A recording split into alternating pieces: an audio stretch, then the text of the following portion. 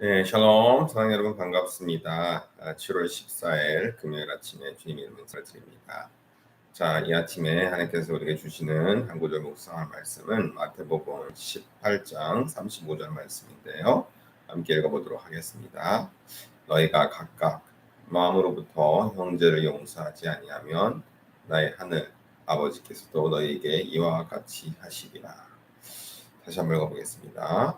너희가 각각 마음으로부터 형제를 용서하지 아니하면 나의 하늘 아버지께서도 너희에게 이와 같이 하시리라. 아멘. 자, 이 말씀 가지고 이제 용서하시겠습니까? 라는 제목으로 잠시 말씀을 묵상해 보도록 하겠습니다. 자, 이 말씀의 배경은 이제 예수님의 제자 베드로가 형제가 잘못을 했을 경우 몇 번까지 용서를 해야 합니까? 라고 질문을 하자 7번까지 하면 됩니까? 라고 베드로가 제안까지도 했었죠. 7이라는 숫자는 완전수이기 때문에 이제 7번 용서하면 되는 겁니까? 라고 물었던 것입니다. 그때 예수님께서 놀라운 대답을 하시죠. 7번이 아니라 7번을 70번까지라도 형제를 용서해야 된다. 말인즉슨 7 곱하기 70에 490회 용서하라. 그런 말이 아니고요. 계속 완전수를 70이라는 숫자도 완전수이거든요. 계속 완전수의 완전수를 더할 만큼 다시 말해서 어떠한 잘못을 했다 할지라도 형제에 대해서는 계속 용서해 주어라라고 말씀하고 있는 것이죠.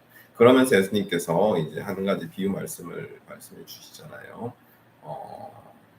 한 왕에게 10,000달란트 빚진 자가 이제 은혜로 그가 갚을 능력이 없다는 것을 알고 그 왕이 이제 그 빚을 다 탕감해 주었거든요. 10,000달란트는 어마어마한 돈입니다. 평생을 일해도 모을 수 없는 그런 어마어마한 돈이기 때문에 그러한 어마어마한 빚을 빚진 자를 기꺼이 그 왕이 불쌍히 여겨서 공의를 여겨서 용서해 주죠. 근데 문제는 자, 이 종에게 또 다른 형제가 있었는데 그 형제가 100데나리오를 그에게 빚지고 있었어요.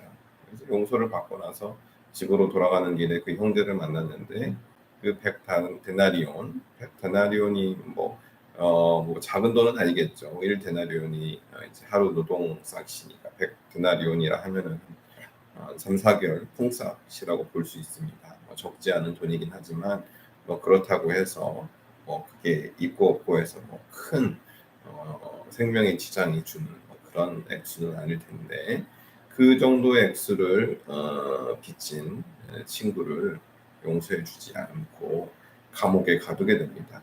이 소식을 들었던 왕이 아니 나는 너에게 10,000달란트를 빚을 탕감해 주었는데 겨우 100데나리온 빚진 친구를 용서해 주지 못하고 그를 감옥에 가두었냐 하면서 화를 내면서 다시금 그 종을 감옥에 가두어서 이제 그 돈을 갚을 때까지 10,000달란트 다 갚을 때까지 절대 놓아주지 말라라고 하는 그러한 어떤 비유 말씀을 예수님께서 하시면서 오늘 말씀하는 거죠. 너희 각각 마음으로 형제를 용서하지 아니하면 나의 하늘 아버지께서도 너에게 이와 같이 하시리라. 그러니까 이 비유 말씀의 왕이 하나님 아버지를 뜻한다는 말이죠. 그러니 우리가 하나님께 용서받은 것은 우리가 서로 이렇게 빚지는 것에 비하면 아무것도 아니라는 것을 먼저 일깨워 주시는 것입니다. 우리가 하나님께로부터 용서받은 그 죄의 분량은 헤아릴 수 없다는 거죠. 예수 그리스도 십자가의 보혈 은혜로 우리가 구속함을 얻고 용서받았다는 사실. 그 용서, 우리의 생명이 죽음부터 건짐을 받았다는 것은 그 어떠한 것으로도 값어치를 매길 수가 없다는 것이죠. 그 어마어마한 용서를 죄사함을 우리가 받았는데 이 땅을 살아가면서 우리가 서로 형제 자매들과 함께 더불어 살아가면서 물론 서로에게 잘못할 수도 있겠죠. 실수도 할 수 있고 또 때로는 빚을 질 수도 있고 여러 가지 그런 사건들이 발생할 수 있지만 그렇게 사건 사고들이 발생했을 때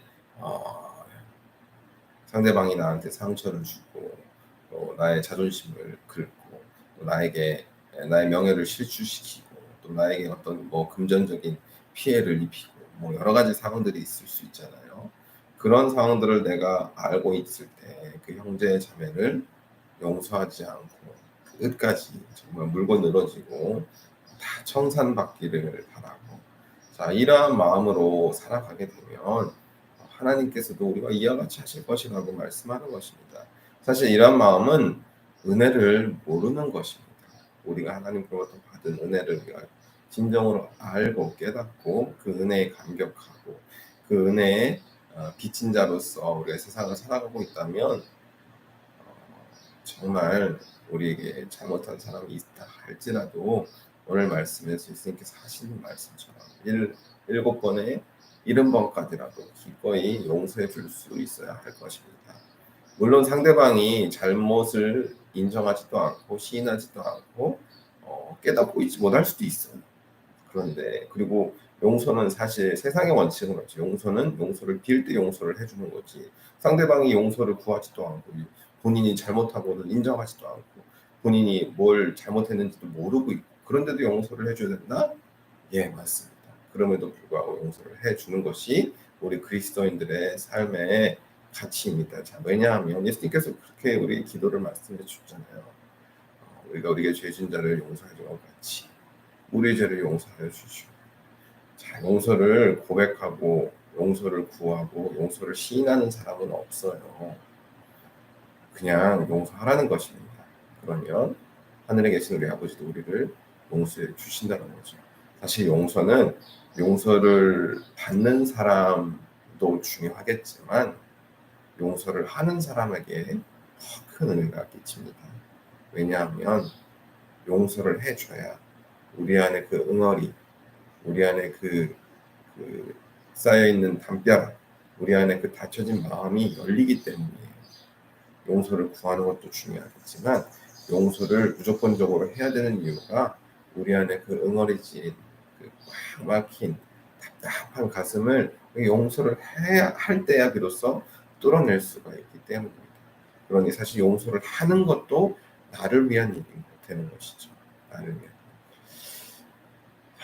참 어려운 일이기는 합니다. 하지만 그것이 우리 그리스도인들이 살아가야 할 참된 신앙의 모습인 줄로 믿습니다. 여러분 혹시 주변에 정말 오랫동안 용서가 안 되는 그런 사람이 있으신가요?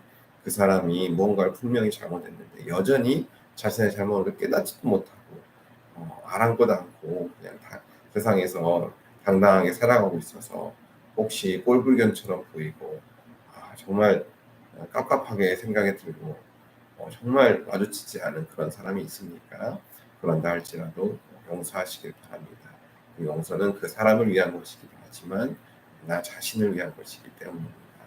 그 용서를 하는 능력을 우리 주 예수 그리스도께서 베풀어 주십니다.